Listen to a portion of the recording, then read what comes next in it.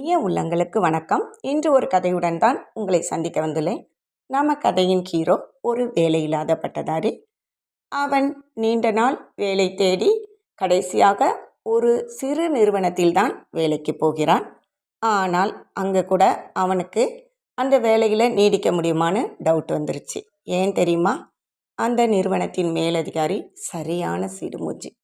எப்போவுமே சின்ன தவறு நடந்தால் கூட ரொம்ப அதிகமாக திட்டுவார்.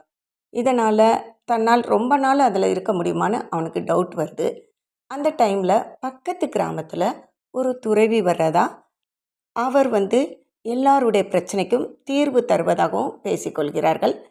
இவனும் அந்த துறவியை தேடி செல்கிறான். இவனுடைய டர்ன் வரவும் துறவி கேட்குறாரு, என்னப்பா உனக்கு பிரச்சனை அப்படின்னு. உடனே தன்னுடைய ப்ராப்ளத்தை எல்லாம் சொல்கிறான். இந்த வேலை கூட நான் விட்டு விடலாமான்னு நினைக்கிறேன் அப்படின்னு சொல்கிறான். உடனே துறவி சொல்கிறாரு, வேண்டாம், நீ ஒரு 3 மாதம் இந்த வேலையில் கண்டினியூஸ் ஆகிரு, அதன் பின் என்னை பாரு அப்படின்னு சொல்கிறாரு. அதுக்கப்புறம் அவனுக்கு ஒரு கண்டிஷனும் போடுறாரு.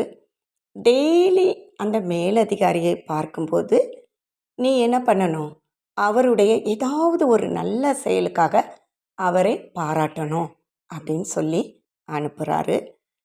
உடனே இவனும் போகிறான். ஃபஸ்ட்டு டே இவனுக்கு கூப்பிட்டு அந்த மேலதிகாரி வேலை கொடுக்கிறார். அப்போது கவனிக்கிறான், அவர் போட்டிருந்த ட்ரெஸ்ஸு ரொம்ப நல்லா இருக்குது. அவன் வேலையை முடித்து கொடுக்கும்போது அவரிடம், நீங்கள் போட்டிருக்கிற இந்த ட்ரெஸ் ரொம்ப நல்லா இருக்குது, உங்கள் ட்ரெஸ்ஸிங் சென்ஸு ரொம்ப சிறப்பாக இருக்குது அப்படின்னு பாராட்டிட்டு வர்றான். அதே மாதிரி நெக்ஸ்ட்டு டே அவர் ஒரு கடிதத்தை டைப் பண்ணுறதுக்கு கொடுக்குறாரு.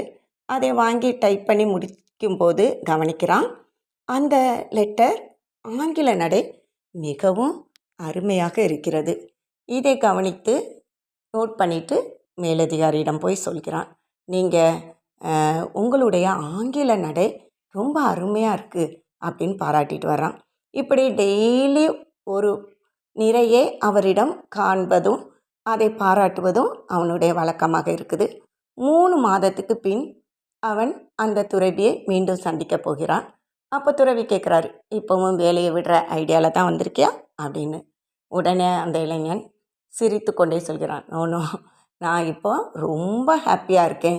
ஏன்னா இப்போ அந்த அதிகாரியினுடைய பிஏவே நான் தான், எனக்கு ப்ரொமோஷன் கொடுத்துட்டாங்க, நான் இப்போ மகிழ்ச்சியாக இருக்கேன். ஏன்னா இப்போ எனக்கு அவர்கிட்ட இருக்கிற எந்த குறையுமே என் கண்ணில் படலை அப்படின்னு சொல்கிறான். உடனே துறவியும் அவனை ஆசீர்வதித்து அனுப்பிவிடுகிறார்.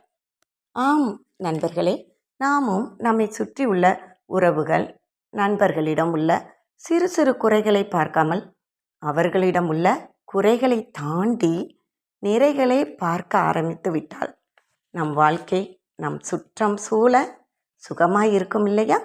வாழ்க்கை நிக்கட்டும். நன்றி. மீண்டும் சந்திப்போம்.